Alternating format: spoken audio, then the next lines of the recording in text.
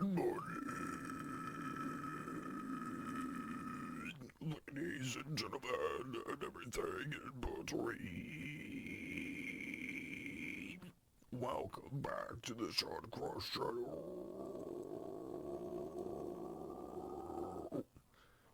So, it is currently 6:08 a.m. on the 13th of February.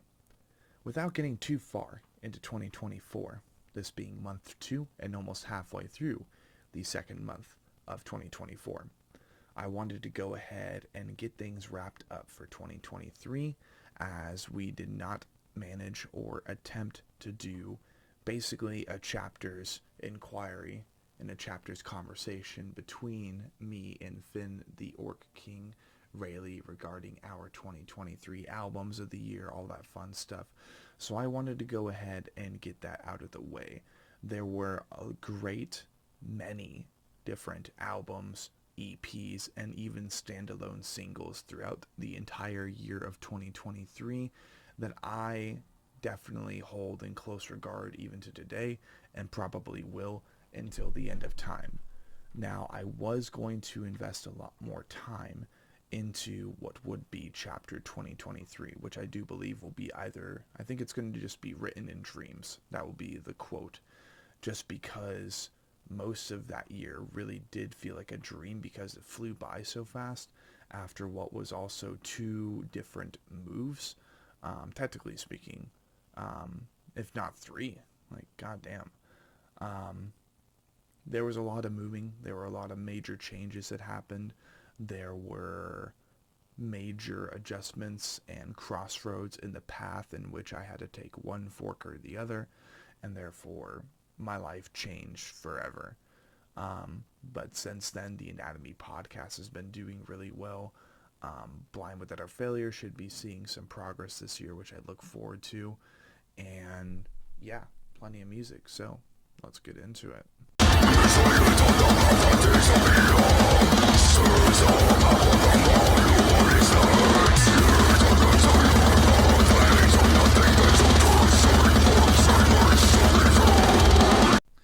For our number 11 placement on our one out of, like, basically instead of the top 10, like we had to shove something in there for an 11th placeholder because there were so many freaking albums.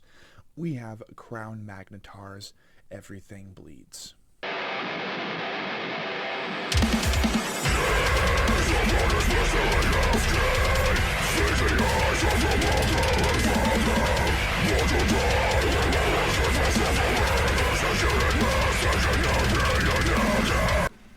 So, what I would say about Everything Bleeds is that collectively this album ended up being what really got me into Crown Magnetar.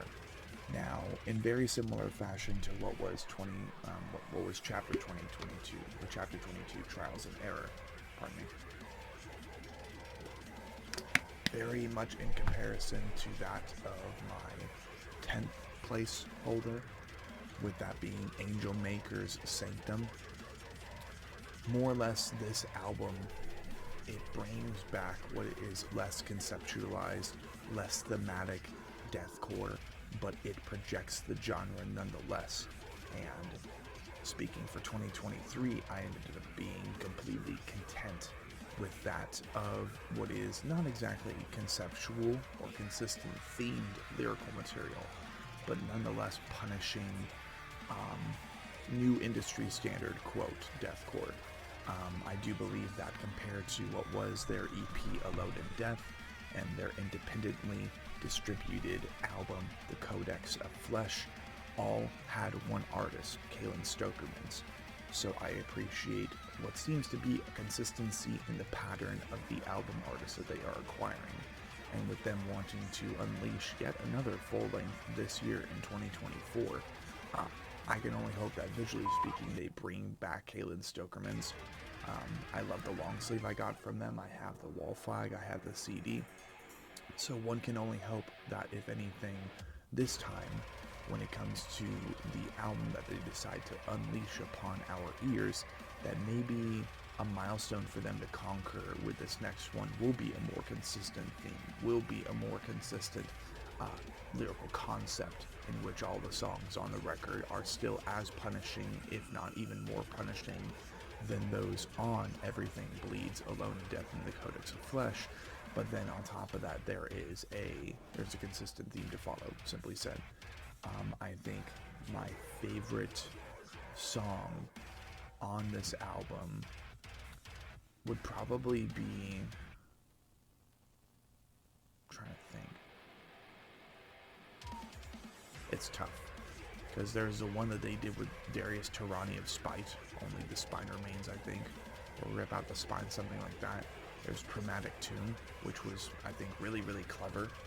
The twist that they ended up putting on that, I thought he was going to unleash cleans in that, but of course, I do believe it's the level beneath that has the motherfucker, like, that breakdown was just absolutely insane. So I'll go ahead and put that in there, and let's go ahead and move on to our number 10.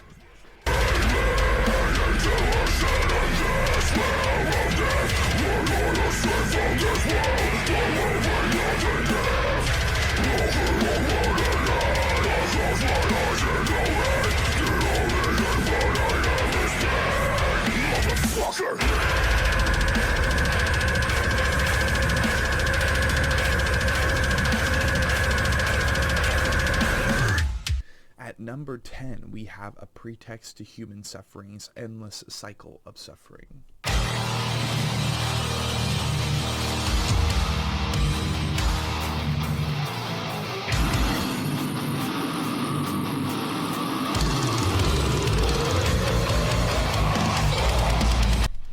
So, one important thing for me is that throughout the entirety of 2023, with the Anatomy Podcast in mind, we do end up shedding some light on some of the bands that I ended up hosting on the show.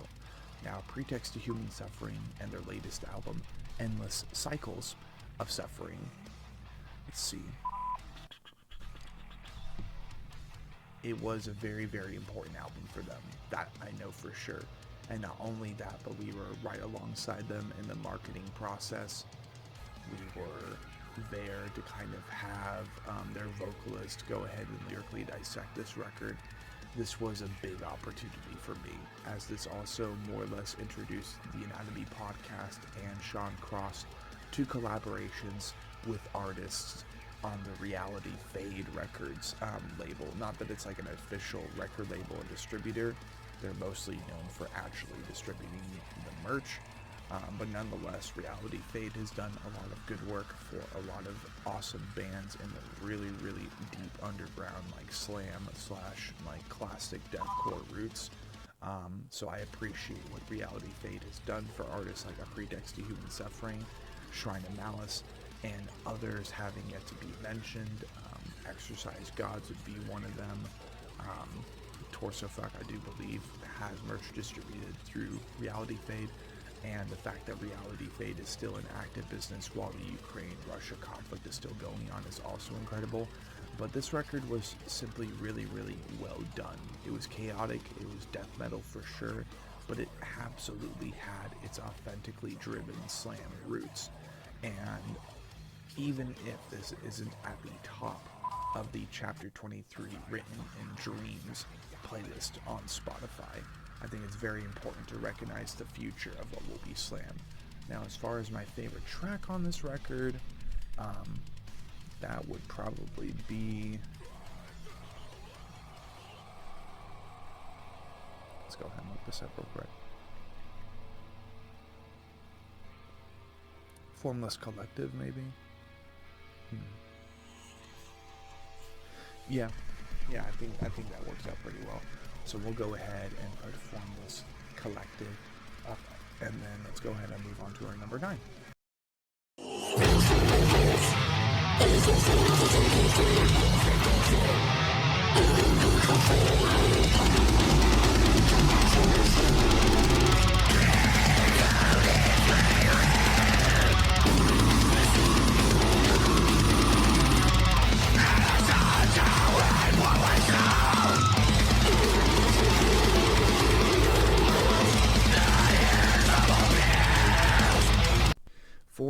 number 9 placeholder, we have Of Sulfur's The Burden of Faith.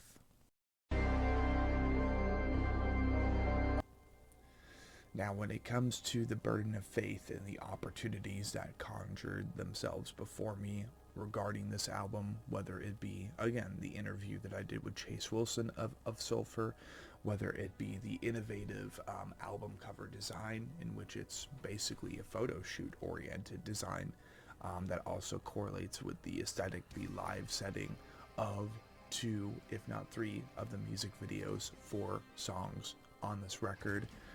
I do believe Of Sulfur will be a big part of the future of Black and Deathcore. Now, they might be borderline metalcore, and I even remember a point in time to where they marketed themselves as blasphemous metalcore.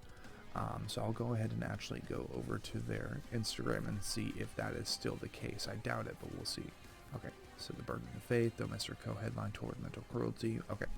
So they have since changed that Instagram bio, but I do definitely remember a time right as The Burden of Faith was coming out, really, when that's exactly what they were doing, is they were marketing themselves as a blasphemous metalcore band. But nonetheless,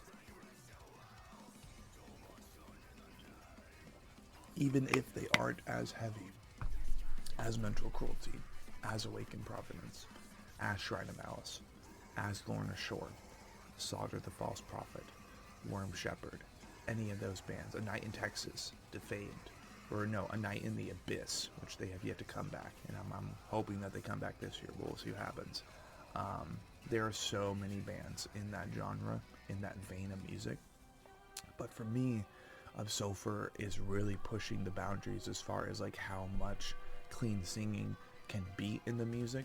Well, there is also, Ricky Hoover as the main vocalist to provide punishing breakdowns, gutturals, his just very animalistic vocal spectrum that comes with a very, very well put together physique.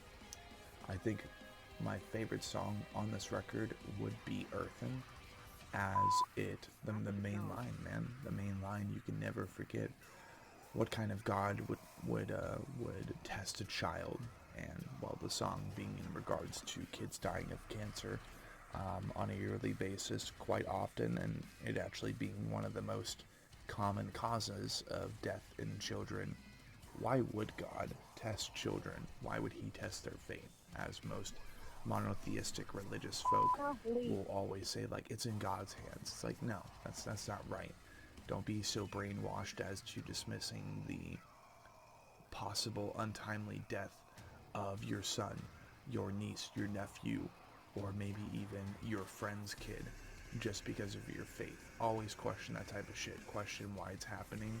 And of course, there is the duality of it. There's the flip side of the coin of not really worrying about things that aren't in your control, but just simply do not attest everything to it's the will of God, like it's God's plan, because that's just twisted. It's insane. It's psychotic.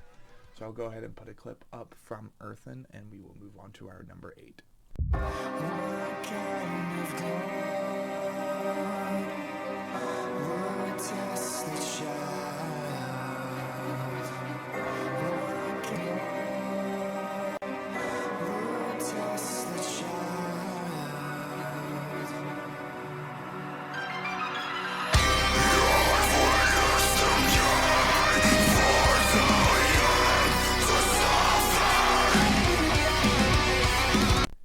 Now, 2023 brought forth a lot of opportunities with Century Media Records labeled bands. Mental Cruelty would be another one of them, as I had the great honor of listening to their newest album with their newest vocalist, Lucas Nicolai, also of Sun Eater Cult. Their new album, Zweilecht, which is German for Twilight. Es färbt sich schwarz das Licht der Nacht, ein letzter Strahl mich trifft. Mein größter Feind, mein eigener Geist, Schatten im Haupt, ein Gift.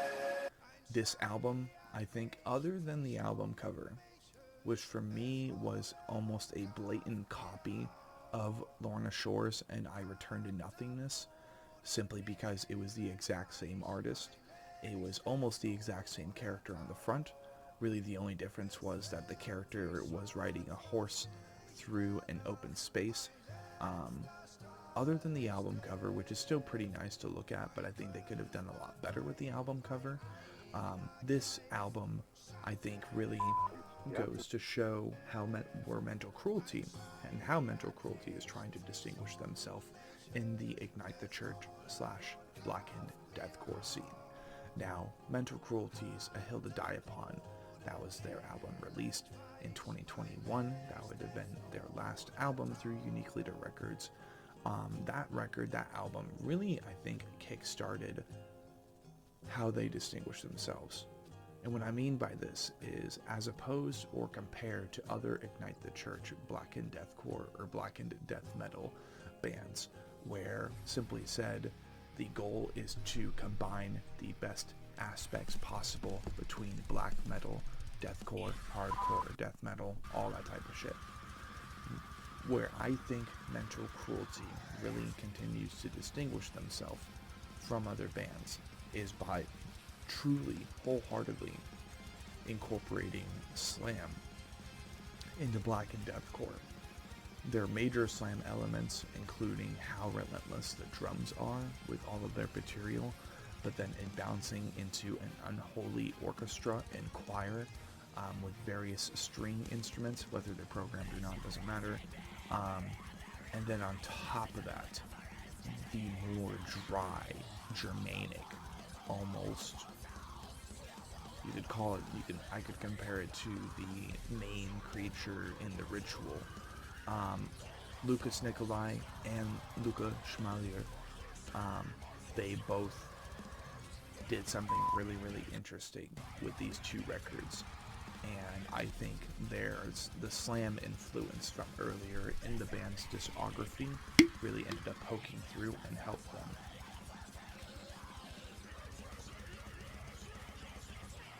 It helped them, I think, in the way they need by allowing them an opportunity to combine two very, very heavy genres, but make it work. And that, to me, really is the formula that makes Mental Cruelty what it is them attempting to blend those genres as time continues. But more specifically with Zweilect, I think, despite that formula, despite what makes Mental Cruelty to me, this album projected a lot of epic movie soundtrack friendly symphonies, sounds, songs. The intro track leading into the first track, I think, was genius.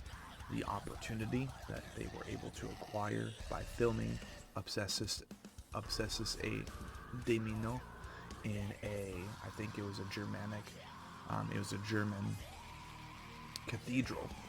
I think that was incredible. Not many blackened deathcore bands can say that they've been able to film a music video in a very, very concentrated, religious space. It's incredible. It's iconic.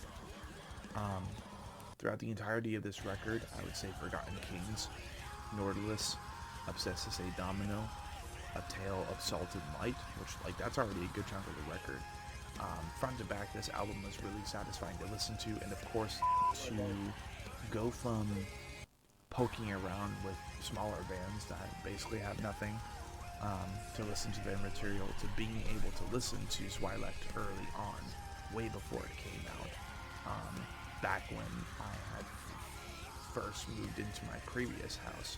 Well, that was an opportunity I will never forget, and I am very grateful to everybody associated with that opportunity over at Century Media Records and inside the band, and I look forward to interviewing Mental Cruelty here, hopefully in the near future, with Finn's help, as we were both involved in the vocalist audition process, but he is in contact with, I think, Marvin at this time.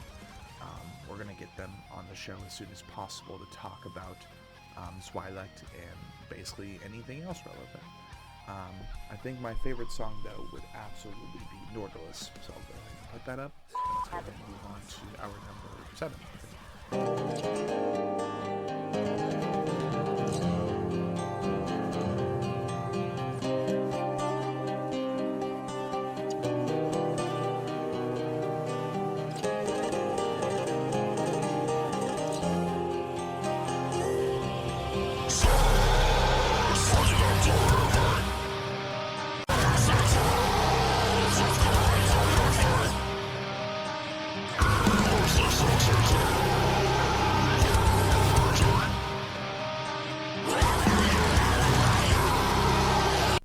For number 7, we have For the Fallen Dreams and their self-titled record. Now, aside from that, of all of the opportunities we managed to score, whether it be with Of Sulfur, Mental Cruelty, Distant, Signs of the Swarm, and even Orthodox, which more or less that was in 2022, and that was the beginning of it all. I look forward to working with them again this year for whatever they decide to release. We also had some good opportunities through a Rising Empire and their management per se, their management teams. For the Fallen Dreams signed to a Rising Empire last year. They decided to kickstart a new chapter of their career, and I can never forget the opportunity of being able to chat with one of my favorite vocalists of all time. The For the Fallen Dreams title record, or self-titled record, I do believe was a great introduction to what is going to be the intention of the near future for this band. This is one of the first metalcore bands ever, really, to really kickstart the genre, to really bring major influences into the genre. So 2023 was massive, let's just say that. And I will never forget being able to host Chad Rulig on the Anatomy Podcast. I hope to host the rest of the boys someday, once they have the time for it. But this album was really fun, and What If would probably be my favorite track on the album. Most of the songs on this kind of like had the same structure, and therefore there are songs like Sulfur, there are songs like Lavender, Recollection, I think, Super Personal. They all did indeed fulfill the For the Fallen Dreams formula that I was familiar with Six as a record, their last record released back in 2018 through Rise Records. The self-titled record ended up fulfilling a lot of the formula that I understood and I was familiar with for the Fallen Dreams. But without a doubt, mainly with Chad Rulig also being the main vocalist for the most part, like, that was the only thing that caught me off guard, was that the guitarist didn't end up really participating at all, vocally speaking, on this record. And if he did, I wasn't able to pinpoint it whatsoever, even to this day. Chad Rulig, he naturally took over all of the vocal efforts, as a frontman should do with time, if not just continue expanding upon what he's able to do, the stage presence that he provides, all that shit, which he definitely capitalized on that back in early 2023 before I moved back, when I went to go see them on the Gideon tour that they were in, the More Pain, More Power tour, with Guerrilla Warfare, Orthodox, and For the Fallen Dreams. That was an iconic lineup. It was very strange, but it worked because it provided a lot of variety without, for example, having a band like Metallica and then having a band like Nithful open up for Metallica. There wasn't that much of a difference between the artists featured on the lineup. So these guys are all friends, but they have drastically different sounds. Cool, let's do it. It was an absolute pleasure to meet Chad Rulig in person and realize that he was a lot shorter than I thought he was. And then, even he made the comment in person. He's like, man, buddy, you are a lot taller in person. Did not expect that. Like, just imagine that. And shout out to Chad Rulig as well, as being the first person to recognize me in a crowd and basically be like, hey, Sean Cross, and give me a fist bump. Like, not many people can say that. And I've worked hard for opportunities. I've worked hard for moments like that. So shout out to Chad Rulig without a doubt. I will go ahead and put What If up, and let's go ahead and move on to our next placement.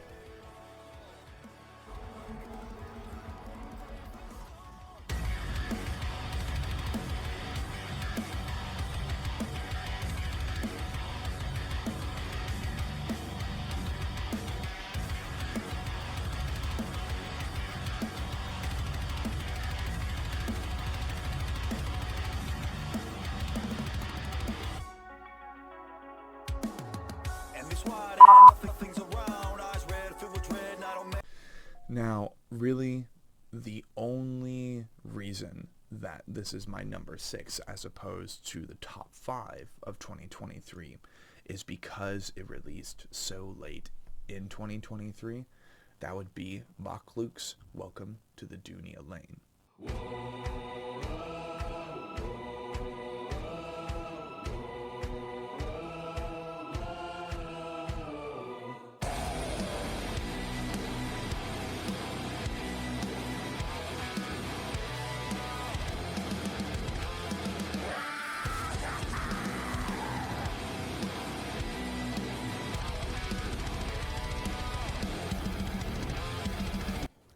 Now, Malbolge is one of the biggest artists and one of my favorite artists that I have hosted on the Anatomy podcast. He also happens to be, as Malbolge is one person, that being Agung, good friend of mine now, and also the creator of the intro for the Anatomy podcast, which we will be having him back soon, and hopefully I can pay him some commission to kind of expand upon that song.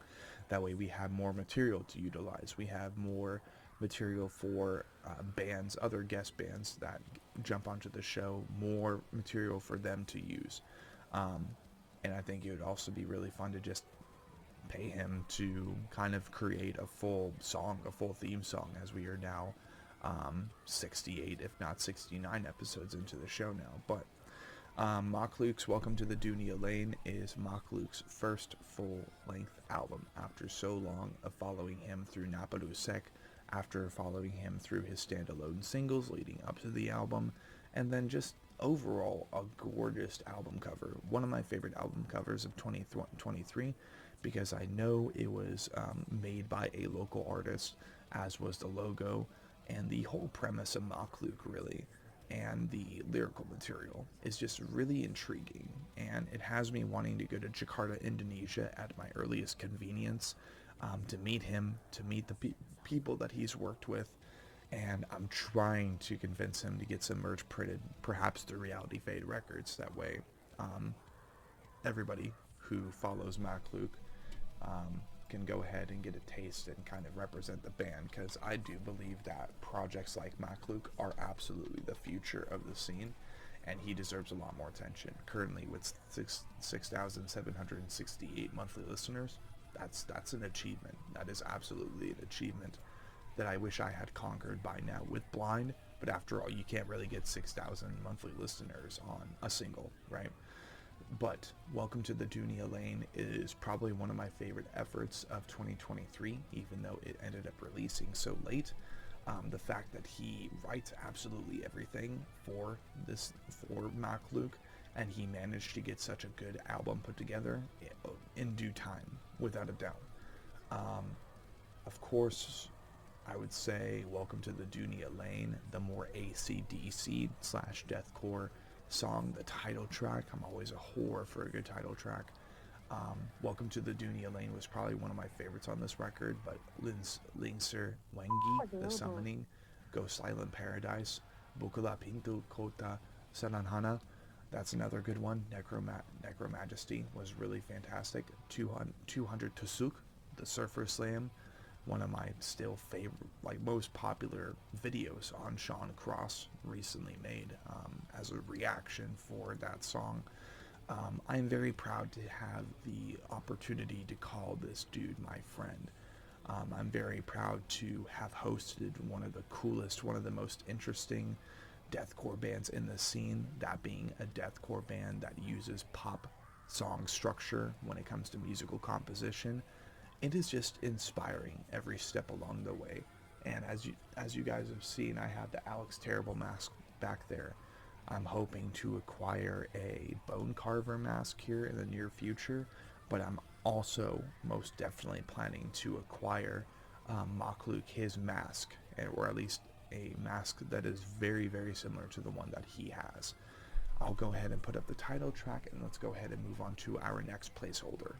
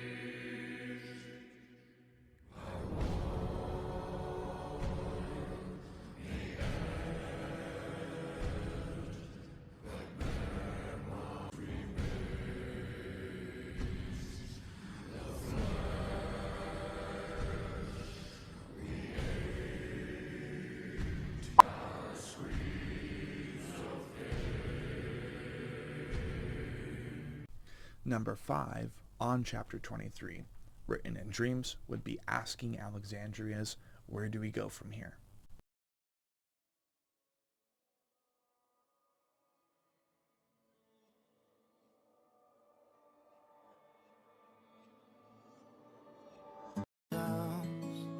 Wondering where you are. I'm drowning in tequila, so I don't have to feel a thing. Asking Alexandria's Where Do We Go From Here, released through Better Noise Records, more officially on the 25th of August 2023. Well, one thing I can say is that being a long-term Asking Alexandria fan since Stand Up and Scream, let's go ahead and go through their records real quick.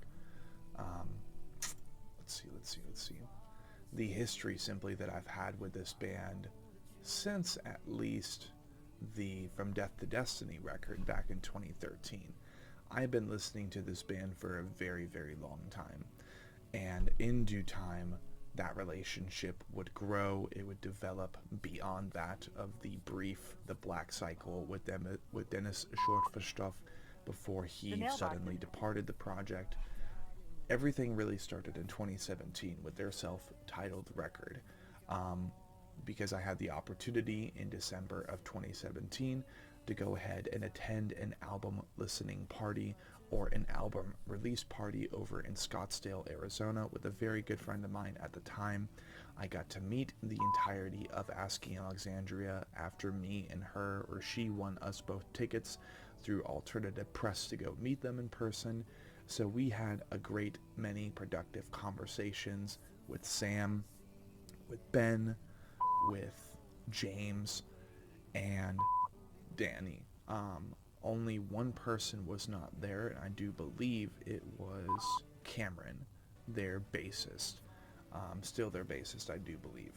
But since that experience, which is rather unrivaled compared to anything else I've ever been able to do in my life so far, maybe aside from what was the album release show for Orthodox, in which I went from thinking that Orthodox was a very, very tiny, like not really known band, to being one of Nashville's best in the counterculture music world, more specifically in the metal world.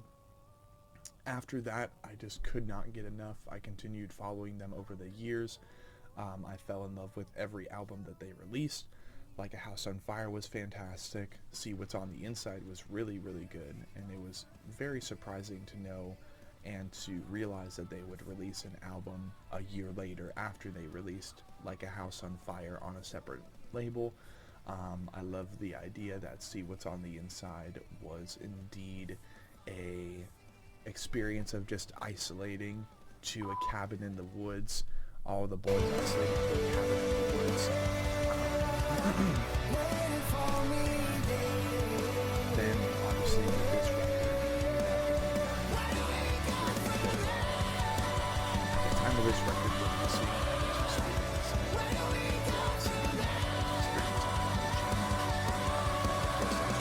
relationship past with a friend, so this album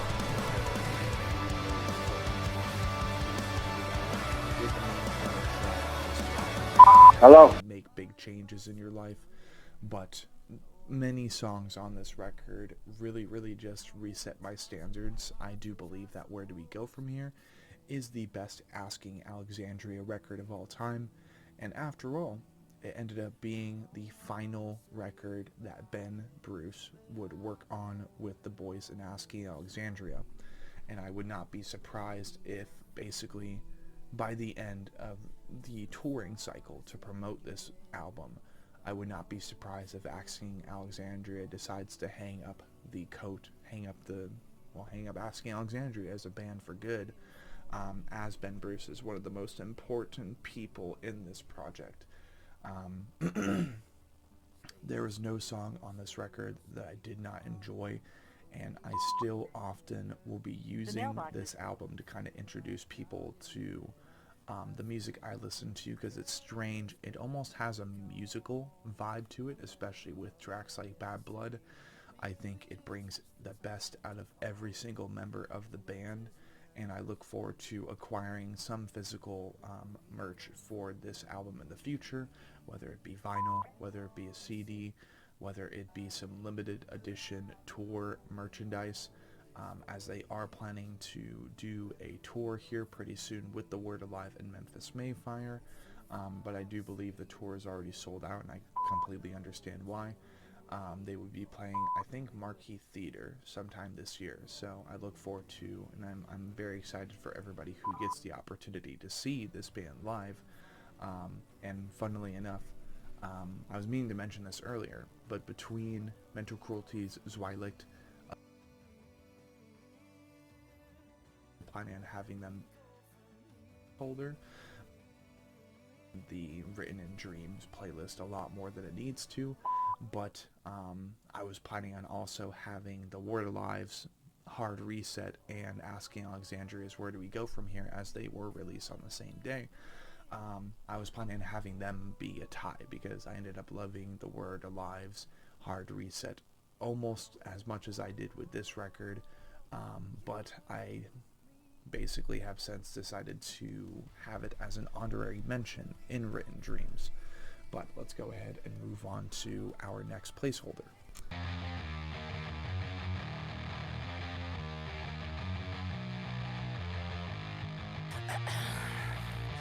got a lot of stress in the back of my mind, and I can feel it pumping blood round, round like there's something inside. I'm going down, down, think I'm at the end of the ride, 'cause everybody don't mean shit no more. I'm taking one hit just to cure my pain. I'm losing my life trying to live again. I'm feeling so fucked up, best stop spinning around. If they could see me now, yeah. Take me down to the river of the hopeless, wash my sins at the dead, take me. Take my soul, let me feed on a broken run.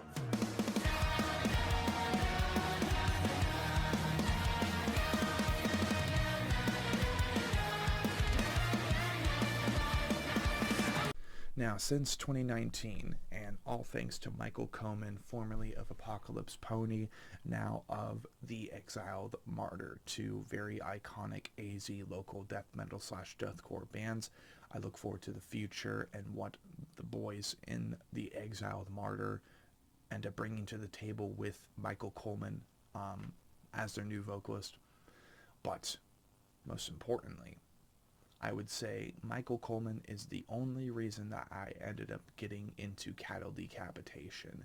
And for the longest time, when Apocalypse Pony was a thing, despite the reputation and the notoriety in the scene that cattle decapitation constantly, perpetually sustains for themselves, I was absolutely always cheering Michael on and saying that Apocalypse Pony could easily be the AZ local Cattle Decap, or even the new Cattle Decap whenever Cattle Decap decides to retire. But most importantly, Cattle Decap, their new album, Terracite,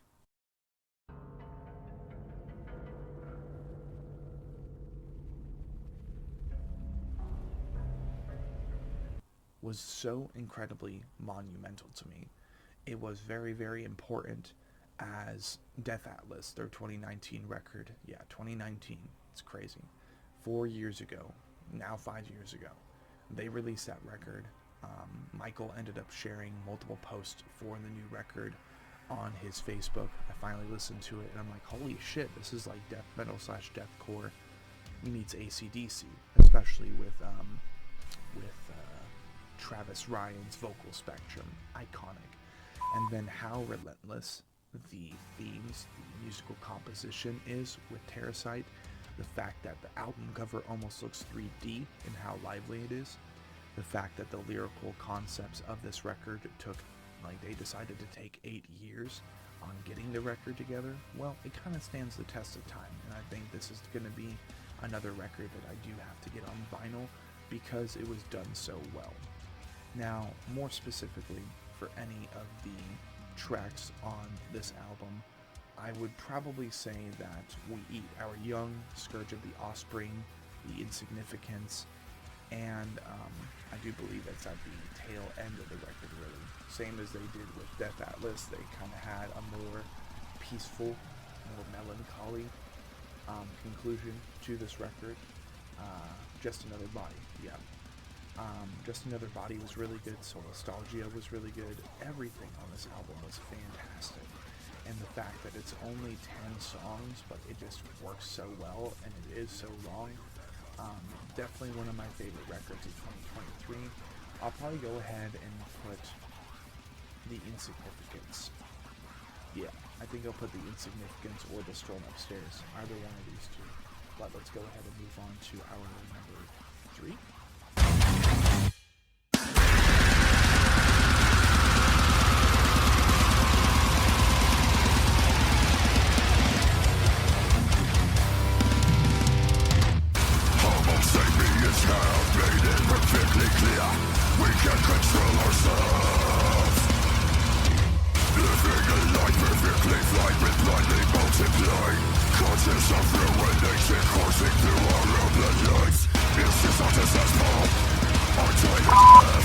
Number 4. In our number 3 spot, we have Dragon Corpse's The Draketh Saga.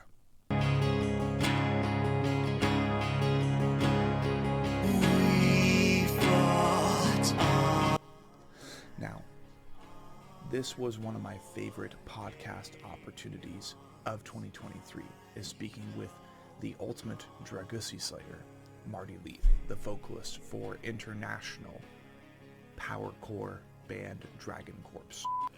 Now, before the podcast, after the podcast, I would say that Dragon Corpse is one of those really, really fun and entertaining bands that I showed a lot of people, whether it be friends, family, and even loved ones, maybe candidate loved ones per se. Dragon Corpse is one of my new favorite bands of all time, simply because of their marketing strategy, the niche that they have accomplished so far, how they present themselves, and the drastic combination between two different musical genres that they have managed to conquer so well and incorporate so well into their sound. Another thing that's really cool to me is that they, as was quoted in I think episode 43 or something very, very similar, like 41, 42, 43 of the Anatomy Podcast with Marty Leith, the Draketh Saga is themed after a D&D campaign, and Marty Leith has the intention to go ahead and carve out some lore, roadmap out some lore through a D&D campaign as the Draketh Saga continues. Now, more specifically with this EP, which technically is an album, but he considers it an EP, and I mean, I'm hungry for more as well, so I'm ready to meet him as far as those standards. With the Draketh Saga in mind, this is absolutely an album. Fuck you. It was really interesting to have all the tracks that we did on this record, starting with Sun Lover featuring Jacob Wallace and Bro Job, and then it goes into interludes. It bounces back and forth between interludes with every song, but obviously Terror Eternal was my absolute favorite, as it was really my debut listen with this band. It really went to show through the recommendation, because I remember someone recommending me this song, so at first I was like, should I check it out? But I could not ignore the iconic thumbnail of the chainmail night mask with the red eyes and shit, just like real shit. There was no way I couldn't take a chance with this band and see how things went, and I am so glad that I did, as these are some of my favorite musicians in the scene. I'm definitely planning to get Marty Leith featured on a track in the future regarding one of Blind's biggest efforts ever. I think it'll be really fun to get him featured on one of the more energetic songs on that album, that Thought to Be album. And then on top of that, we have on Terror Eternal more specifically, the music video is really fun. The music video is really charming. This band overall is just really charming. It's fun. It's creative. It's fresh. and I look forward to any and all opportunities presented before Blind Without Our Failures, Sean Cross, the Anatomy Podcast, etc. with Dragon Corpse. I'll go ahead and put up a chunk from Terror Eternal, and let's move on to our next placeholder.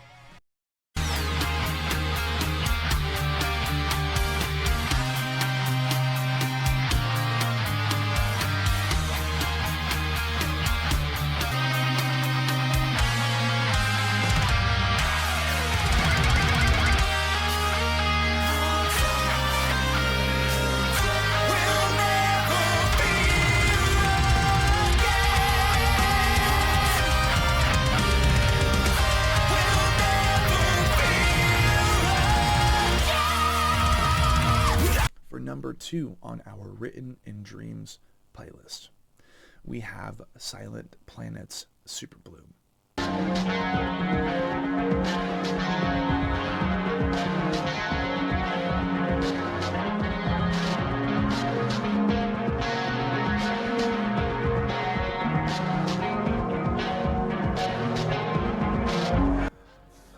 Now, I think Silent Planet Super Bloom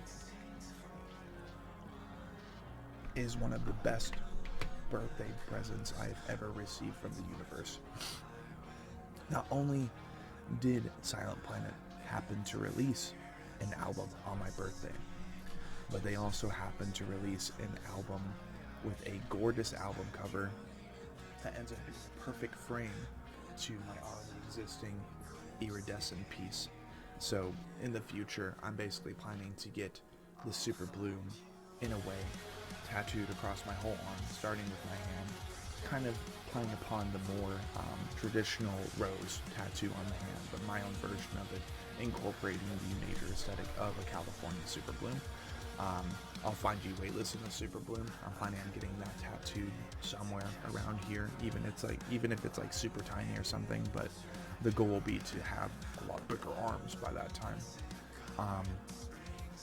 I fell in love with this album when they first mentioned it. I was so very ecstatic, and it was really one of the only things keeping me afloat mentally from August 23 to even January, really, and up until its release.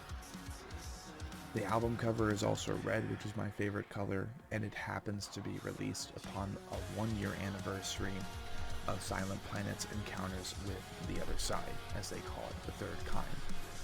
They don't specifically mention aliens, except for the track Anunnaki, which is very, very much an alien-themed idea, as there are many theories and conspiracy theories that the Anunnaki are actually what we acknowledged as the Norse, Greek, Roman, Hindu, even monotheistic gods. My theory is just that they were depicted according to the regions of that world. And they were meant to be hiding in plain sight. They were meant to look like us, but they aren't us at all. They're a sentience from beyond our world, beyond our understanding, beyond our existence. But what's really interesting, what goes even deeper, is I'm pretty sure that the accident that they ended up having, the reason that they wrote Antimatter, the reason that they decided to write Super Bloom, I'm pretty sure I saw that happen from afar, as I do believe the day of November 3rd, 2022, it was right before I was going out and preparing to fly out for Lorna Shore for various activities here in Arizona while I was still living out in Tennessee, and I'm pretty sure I saw the accident happen from very, very far away. So that's always interesting to look back on and think about, as me and my buddy were bringing him back home from work that night, because we were carpooling and I was the main driver at all times. We saw a blue raindrop kind of pluck from the sky, and we were like, what the hell was that? Was that a UFO? And then going into 2023, I learned about a very similar thing happening in both Oregon and California. The one in California, after the raindrop kind of plucked from the sky, the police ended up actually barricading and taping off a big chunk of the beach because there was some type of corpse beached. So this album is very, very important to me in 2023. It is a gorgeous, perfect frame. I'm planning to write a song called Perfect Frame Theme, mainly off of that, as now I have the premise for what will be my first tattoo sleeve once the time comes. As far as any specific songs that I enjoyed on this record, I would say Super Bloom was a great testament to them attempting to make some Christopher Nolan movie soundtrack friendly-esque metalcore. Anunnaki was really good, Nexus was really good, Euphoria was fantastic, Super Bloom was incredible, Lights Off the Coast, Off-Worlder, and the fact that on September 29th, I do believe, of last year, before they even released this album, they did Lights Off the Coast, they did Off-Worlder before it even came out, and then they proceeded to jump into other songs that were from previous records. That way they weren't playing the entirety of the record before the album release, because that would be inconvenient for the label. Super Bloom is probably one of my favorite albums of all time, if I'm not lying, I'm not being mistaken.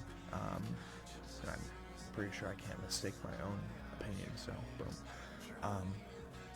This album was incredible, and the fact that it was released on my birthday, it happened to be released on my birthday, but then on top of that, like the year anniversary thing, still blows my mind. Still blows my mind to this day. It's incredible. My favorite song on this record would probably be Signal, because that song is a monster. Like, oh my god. And the fact that all the music connects so well, and the way that they wrote it, everything just connects so seamlessly. That's also something I can always appreciate in a musical sense. So I'll go ahead and put up a chunk for Signal, and then we will move into our honorary mentions.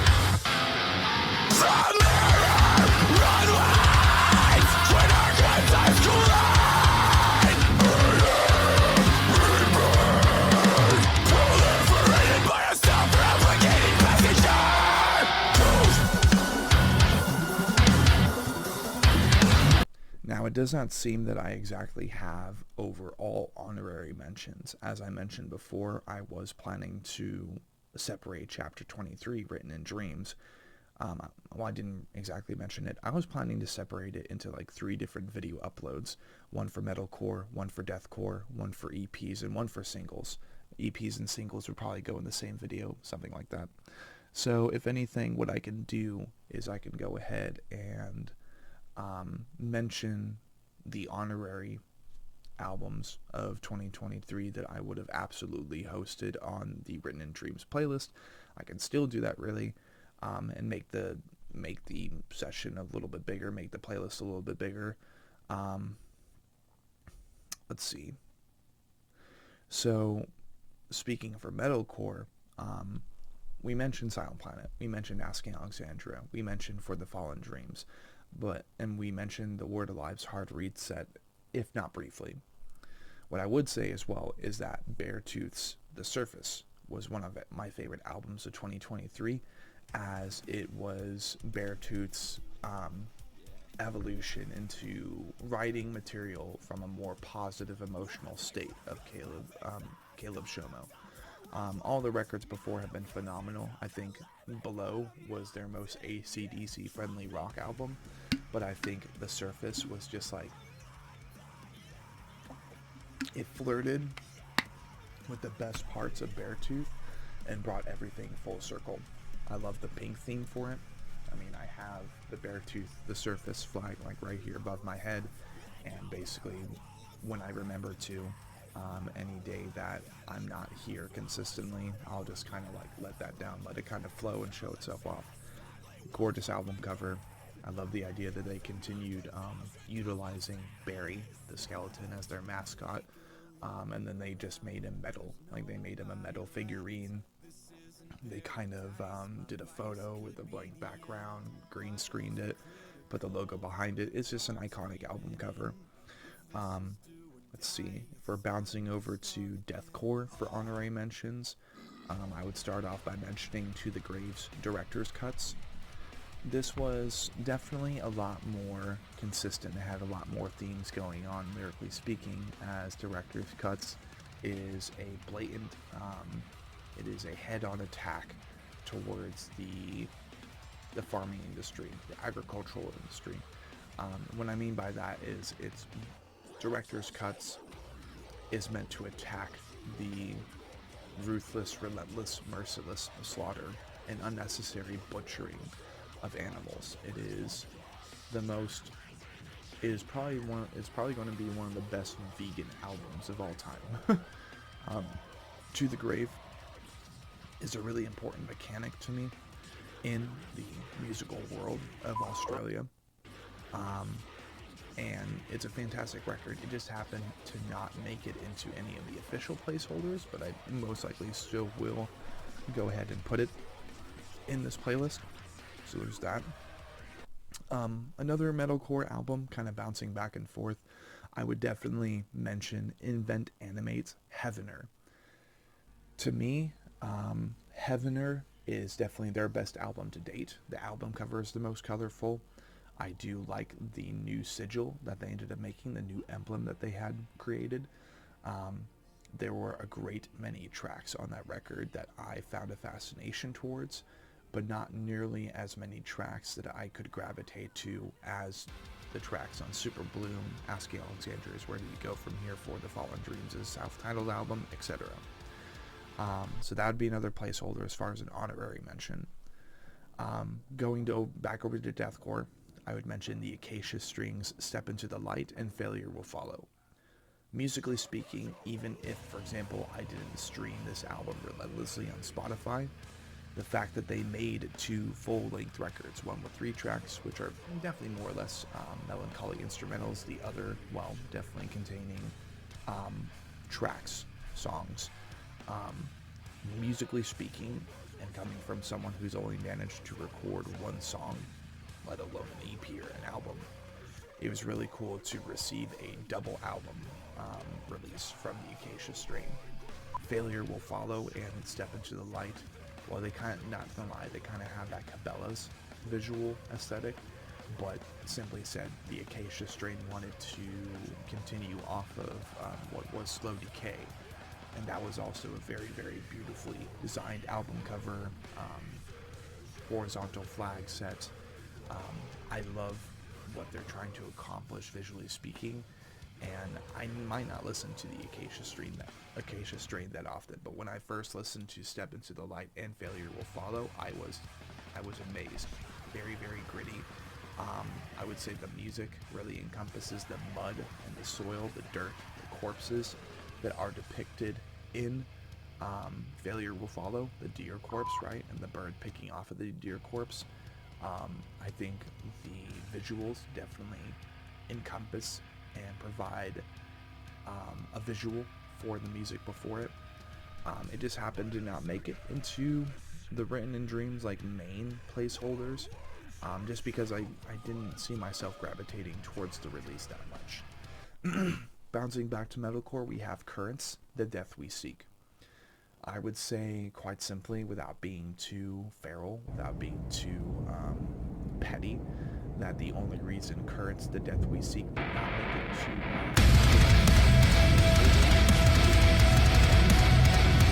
to album cover.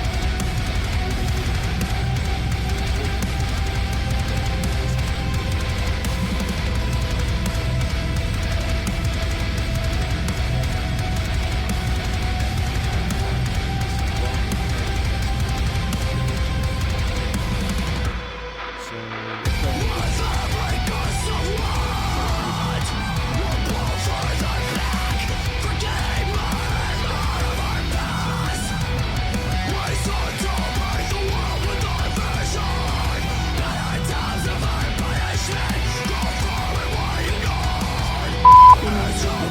big as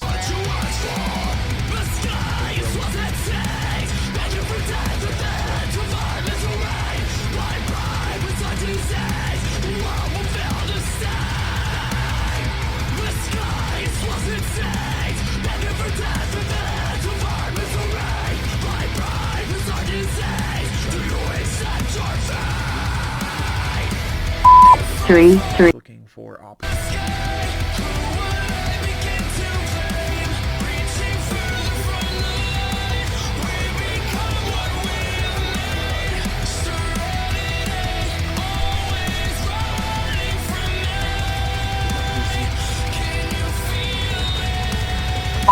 On that.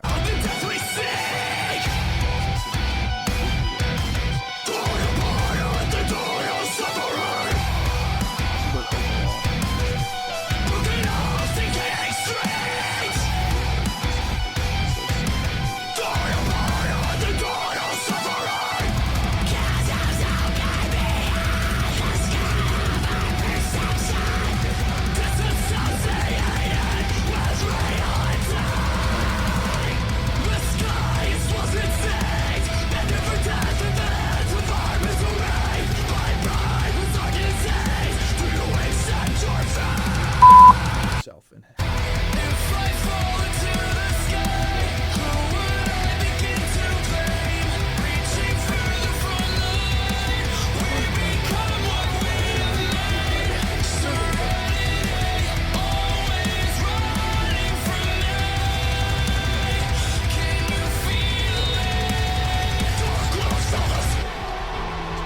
it's a good album, but I just bouncing back to our deathcore honorary mentions, we have Chelsea Grin's Suffer in Hell, Suffer in Heaven. Now, after what was, I do believe, because they released Eternal Nightmare in 2018 when Tom Barber first joined the band. Since then, that would make it 5 years since they were last released an album. So they're like, you know what? Let's go ahead and give them a double album. Suffer in Hell, Suffer in Heaven were both pretty good records, but to be honest, I still think Eternal Nightmare was so much better. Maybe after their departure officially from Rise Records and signing to a more independent, kind of like lower underground, less like pressuring perhaps label after Pablo departed and they acquired their new drummer. But really in the marketing material and the marketing IPs, you'll see it's only Tom, Seth, and Spencer, or Tom, David, Flynn, and Spencer. I can only imagine they've been experiencing some complications despite their placement in the counterculture, the deathcore music world. So, of course, Suffer in Hell, Suffer in Heaven, it had its songs from me, and it's definitely a record I can respect simply because they decided to release 2 albums worth of material, and then on top of that, if you ever get a physical, right, you have both of the album covers, and those are both sides of the CD, those are both sides of the vinyl. But other than that, like, it didn't really end up sticking with me that well, and not to be that person who's like basically pretending to be a fucking band manager. But at this point, I think that with how fresh, with how innovative, and with how expansive Darko US is, a certain part of me kind of wishes that Tom Barber would depart from Chelsea Grin and kind of do Darko full-time. That way they can start doing live tours, maybe with Brand of Sacrifice, Crystal Lake, Lucrecia, Dragon Corpse, Pretext of Human Suffering, or quite literally any bands ever, because that's absolutely something that they can do with how strange and how much variety there is on the Darko discography. But without a doubt, Chelsea Grin, Suffer in Hell, Suffer in Heaven, it is only an honorary mention to me because of songs like, I think, I'll have to look it up to be honest. I'll do apologies for people. Because of songs like Leave With Us, or Orc March, Fathom Maw, Sing to the Grave, The Path to Suffering, those are pretty good songs. Suffer in Hell ended up definitely being the one I preferred more, with songs like Origin of Sin, Forever Bloom featuring Trevor Strong, rest in peace, Crystal Casket, and then the title track Suffer in Hell, Suffer in Heaven. Other than that, I mean, that's quite a good chunk of songs between those two records collectively. But overall, it didn't end up sticking with me the same way that Eternal Nightmare did with songs like Dead Rose, The Wolf, Across the Earth, which is like their most blackened song to date. One of my favorite songs, and I'll definitely be doing a vocal cover of that song in the future once I can acquire an instrumental. Hostage was also iconic. Eternal Nightmare was really good. Overall, I think just Eternal Nightmare was a better record. I like the orange theme, and without a doubt, Suffer in Hell and Suffer in Heaven's album art, they correlate really well. They match really well. And I can even compare the character on the cover for Suffer in Hell to that of the shadow figure in Mental Cruelties He'll Die Upon. That was kind of the joke at the time when I first released my front to back session for Suffer in Hell. My front to back listening session. Other than that, it's like, yeah, it's cool, but like Eternal Nightmare so far is like really the only material I can attach myself to.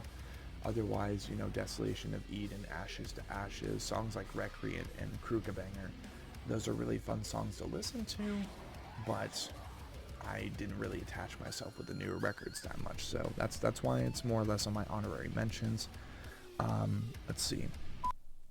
The Word Alive's Hard Read set I can continue to talk about. It happened to not make my list, because I ended up listening to Asking Alexandria's Where Do We Go From Here more, but nonetheless, really, really solid record. Love the Word Alive's Hard Read set. I look forward to seeing them whenever I do next, as they are now signed to Thriller Records as opposed to Fearless Records. And more or less the joke was with the front to back session we did, and then basically the track by track lyrical analysis session that Telly decided to record. It's like, well, we don't even need to get them on the show. It's like, we would love to, but they basically did all the homework for us, so we won't bother them. They're too cool for us. But the Word Alive definitely is an AZ local legend. If not Linkin Park, if not Korn, if not bands like Decayer, The Exiled Martyr, Celestial Exile, Redstone Crown, definitely you have to acknowledge that the Word Alive is one of the biggest bands in Arizona local scene. And until further notice, 4 Arizona local bands, love those boys to death, musically speaking. Hope to have the opportunity to host them on the Anatomy Podcast somewhere later down the line, as the Violent Noise and Hard Reset are probably their best records to me. Really good music to listen to when you're going to Sedona, and yeah, I will wholeheartedly admit Hard Reset definitely adds to that playlist. But that's mostly the reason it didn't make it to my top 11 this time. Is, well, Asking Alexandria's Where Do We Go From Here was just so much more experimental. It was so much more fun, and it ended up being, I think it'll end up being their last record, but we'll see what happens. Going back to our deathcore honorary mentions, we have Humanity's Last Breath, Ashen. This is another situation to where I love the music, I loved a lot of the material. It was cool to hear them return after Valda back in, I think, 2019 or 2021 through Unique Leader Records. This album was really, really fun. The material was really, really good, but I did not listen to this record nearly as much as I listened to Crown Magnetar's Everything Bleeds, A Pretext to Human Suffering's Endless Cycles of Suffering, of Selflers, The Burden of Faith, Mental Cruelties, Zweilig, Tabak Luke's Welcome to the Dunia Lane, Cattle Decap's Terracite, Dragon Corpses, The Draka Saga, or Our Number One. That, and, well, to be honest, the album cover is primarily AI based, AI art based. They made a claim, they made an Instagram post saying that, it is AI art, but also we had an actual artist edit it quite a bit. We just wanted to get inspiration for the art. I'm like, well, you still used AI art, didn't you?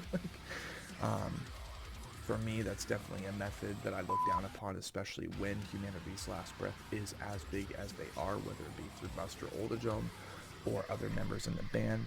They have a platform now. They're signed to a pretty good record label, so they have the money. But as far as I'm concerned, they did not decide to invest. Or at least they did not decide to invest as much as they possibly could, compared to utilizing a half AI art-based album cover. Nonetheless, the visualizer is pretty impressive. The art is interesting as, well, it's not entirely made by a person. Half of it's made by computer, half of it's made by a machine. The album was pretty good, but that's why it did not make the honorary mentions, or did not make the placeholders. The last album really on the metalcore, the top 10 metalcore albums of the year for 2023, as it was released pretty later in that year, would be Hollow Front's The Fear of Letting Go. I have not listened to it that often to really say that I loved it, but of course I always have to mention the boys in Hollow Front, as really no other metalcore band ended up releasing material last year. That's really all coming out this year with bands like Era, most likely While She Sleeps, most likely Architects, plenty of bands. Make Them Suffer, that's another one. Plenty of them are going to be releasing this year, but plenty of them just didn't release last year. Veil of Maya is definitely another one, but they're definitely more gent. So Hollow Front's The Fear of Letting Go. I can't exactly name any tracks that I really liked from this record, but nonetheless, it was a solid record. Really, really good stuff. And I could definitely add them to the honorary mentions for 2023.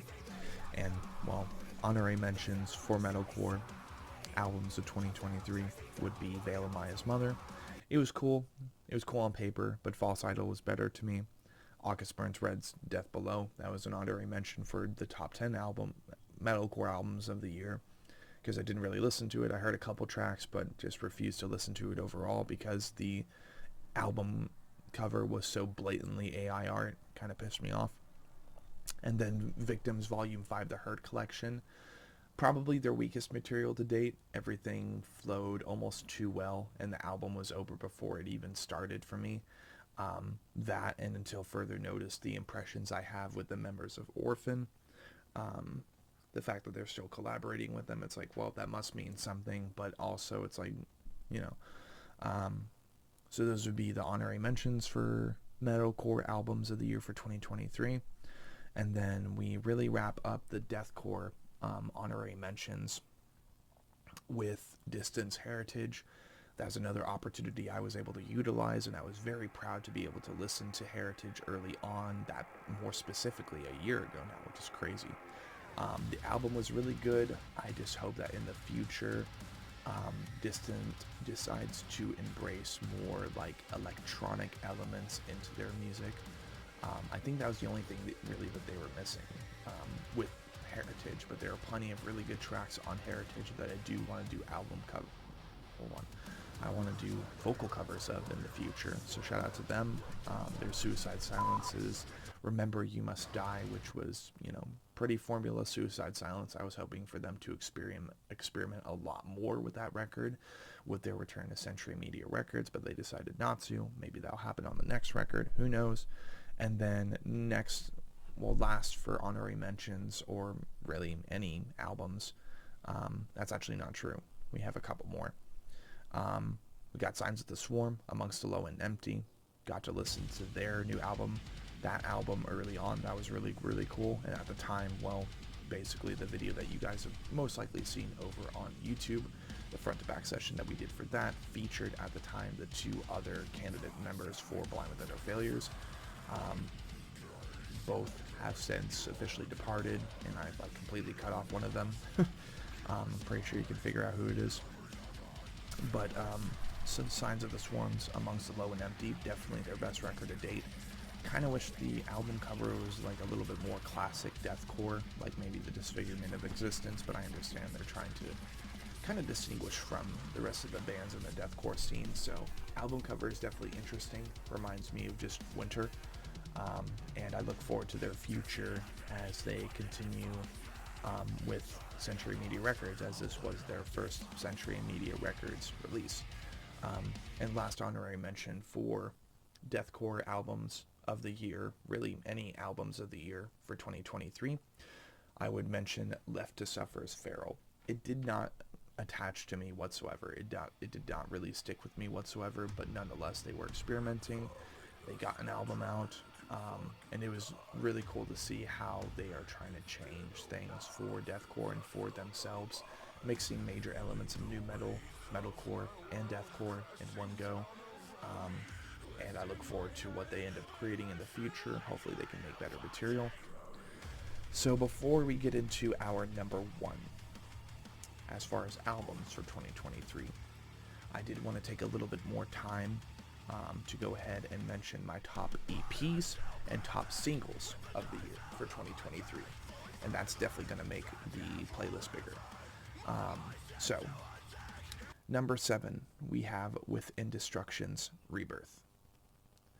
Within Destruction's Rebirth was out of left field, kind of out of left pocket, and really it's placed in 7th place because it released in December 2023. I do think I have every intention to go ahead and acquire their Street Fighter X Mortal Kombat Fight All Over print t-shirt. That thing looks insane, and I want to add it to my collection, despite the incredibly vulgar visual that is provided. And that also means that I need to play some Street Fighter and Mortal Kombat, and then I can acquire that shirt. Within Destruction's Rebirth truly did return them, if not briefly, to their roots with Void, with Death Wish, and a little bit of Yokai, really. Within Destruction has been a very, very big influence for me as well. It's fake slam, it's weeb slam. And this record ended up really, really bringing me back to when I first got into deathcore and slam, whether it be because of the sound, the musical compositions, the vocal spectrums, or because quite literally the creature on the album cover reminds me of that of the being from the Disfigurement of Existence by Signs of the Swarm. Really good EP, and I look forward to what they end up releasing this year, because I know they will, as Lotus is now 2 years old. So I look forward to whatever they end up creating this year, and hell, I definitely hope to get them featured on the same effort that I'm hoping to get Dragon Corpse featured on later down the line after Blind Without Failures becomes more established. 6th place would be Dead Awake's Feral. This EP was absolutely disgusting in the best of ways, and we have yet to have Dead Awake return to the Anatomy podcast to kind of talk about and promote this EP. But funny thing is, the EP's been out for quite some time, and they're already working relentlessly on new material. So hopefully we can get at least Dylan, James, Hare on the podcast here pretty soon, but if not, that's completely fine. Number 5 would be The Breathing Process's Todescaro. Really, really solid EP. Probably their best work yet, and I look forward to what will absolutely be some new material here in 2024. As behind the scenes, we've already been talking about that, and we will hopefully have the entirety of The Breathing Process return to go ahead and promote that major effort. Number 4 would be Defamed and their latest EP, Black Blood. I was definitely hoping for a full length from them, but an EP is fine for now. Black Blood was really fun. I love the EP cover. I do like the merch spread, even though I didn't acquire any items myself. And I think the EP definitely provided something for their fans to listen to, as they intend to hopefully release a full-length album either this year or next year. Number 3 would be Branded Sacrifice's Between Death and Dreams. With them recently signing to Nuclear Blast Records, which I don't know how I didn't see that, but I didn't. Definitely makes sense, though, with other bands like Fit for an Autopsy, Aborted, just more colorful death metal, deathcore bands overall.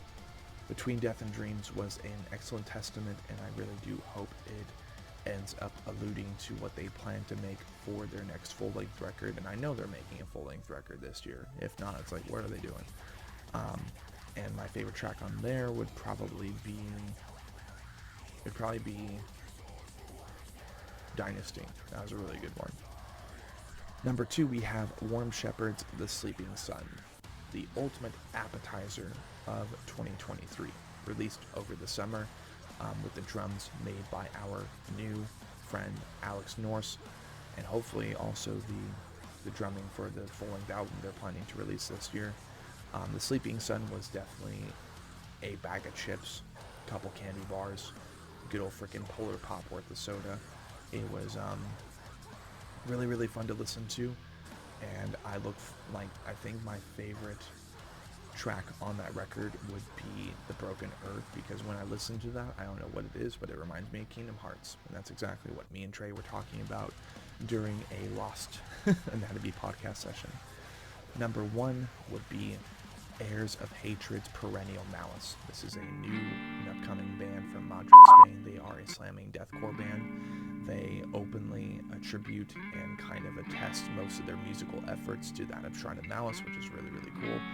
And, well, their EP Perennial Malice suggests exactly that, is that basically they are the Shrine of Malice from Madrid, Spain. Really, really excellent EP, and I do appreciate the boys for giving me the opportunity of helping them promote this record, lyrically dissect it, and prepare you guys for the near future, help them tell their stories until further notice. Really good opportunity we had with Heirs of Hatred, and, well, obviously my favorite track off of the EP would be The Mouth of Catastrophe. Now, before we get to our number 1 album of 2023, and really just wrap up all of our content for 2023, I wanted to go ahead and mention singles of 2023, standalone singles. Placed at number 7 would be While She Sleeps' Self Hell. Really, really fun, groovy title track for what will be, I think, their 12-track record coming out in March of this year. Really fun, really fresh, even for them, as they continue to just push the limits of what they are able to do. Really good stuff. I absolutely love Self Hell. Number 6 would be Possession with Intense, God's Pathetic Will. This is a new project that James Joker Williams is putting together. It is a deathcore project aside from Shrine of Malice and Mark of the Altar to kind of keep him on his toes. And I'll tell you what, God's Pathetic Will was probably one of my favorite standalone singles of 2023, simply said. Let's see. We have at number 5, Paleface Swiss, Please End Me. That song was absolutely insane. And finding out during the VIP session for the Fear and Dagger 2023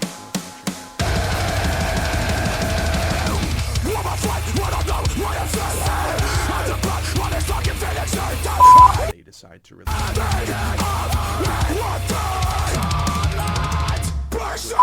Dead's Assignment. It really helps confirm and set in stone for me that whilst we lost Tactosa in 2023 due to allegations, I think when Suicide Silence is done making music themselves, I think Nine Dead will be taking the torch. They'll be taking the baton in that regard, as well hosting a vocalist who has a spectrum very, very, very similar to that of Mitch Lucker.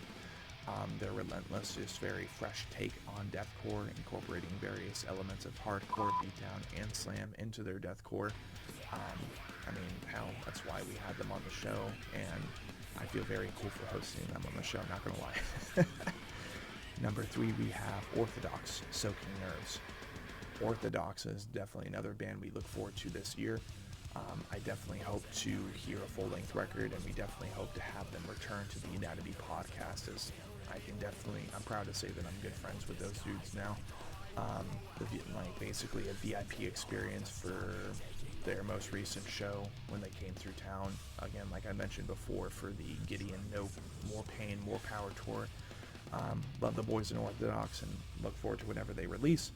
Number 2 would probably be Shrine of Malice's Goddess of the Ouroboros, even though I don't believe that released in 2023. That released in 2022, so that must be why there's not even a number 2 placement.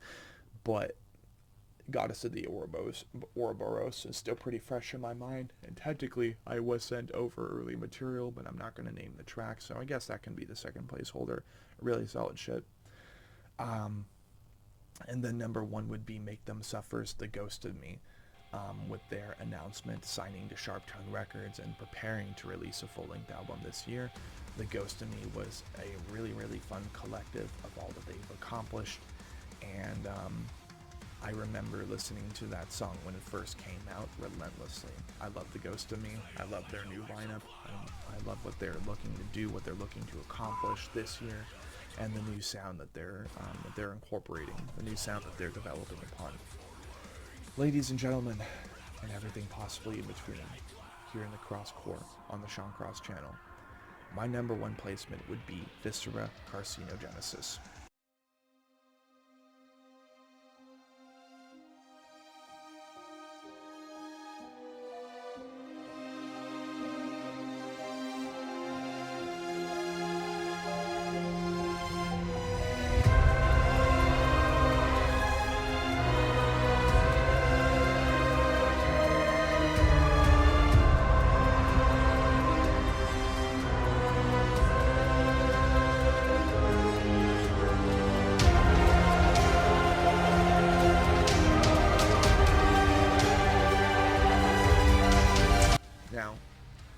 is a little bit of bias, only a little bit, as this album was released at the very beginning of 2023. But nonetheless, it was a solid fucking album. I have the album cover right above my head, alongside what was the album cover for Viscera's Obsidian, as it is a direct sequel to the narrative, the story that was written, that was told in Obsidian, and basically not even like a football field away, like not even a couple yards away from the setting and the visuals of the original album cover. Carcinogenesis, I think, really goes to show that Jamie Graham vocally is as much of a beast as he is. It goes to show what deathcore is capable of when it doesn't really just stick to deathcore, it just blends multiple genres together and throws shit onto the wall until it sticks. This album was phenomenal. It was incredible, and there's not really another album like it in 2023, aside from Silent Planet Super Balloon, that I continue listening to this day. I definitely do need to get this album on vinyl. There wasn't a track on this album I didn't like, but of course the title track, Rats with Wings, and even the concluding track for this record, which if I look it up, Viscera. Looking up the track listing for this album, yeah, Carcinogenesis, Rats with Wings, Layers of Skin, Resolver, Omnipotence, let's see, Sungazer, that was such a good one. Lex Talionis was also really fun. Demon Queen was iconic, and I'm trying to find my Demon Queen, if you know what I mean. And then On Earth, As It Is in Hell. All the tracks on this record were so very good. Okay, apparently it released March 3rd, 2023. I remember it releasing in January, but okay. This album, I love the color. I love the artist that did the album cover. I love the consistency and visual aesthetic. And I definitely have every intention to acquire me the limited edition album cover hoodie as soon as possible, and possibly even get a matching one with someone. That would be really nice. But thank you guys for deciding to watch this, as this is an hour 19 minutes. This is going to be a very, very long video, but I hope you end up enjoying it. I hope you end up enjoying the layout of the Chapter 23 Written in Dreams playlist. I will also be looking into making some original art for this album, for this playlist. And just like the Great Eternal Music Machine people, let's keep cranking. Look forward to Chapter 24. We'll see you soon.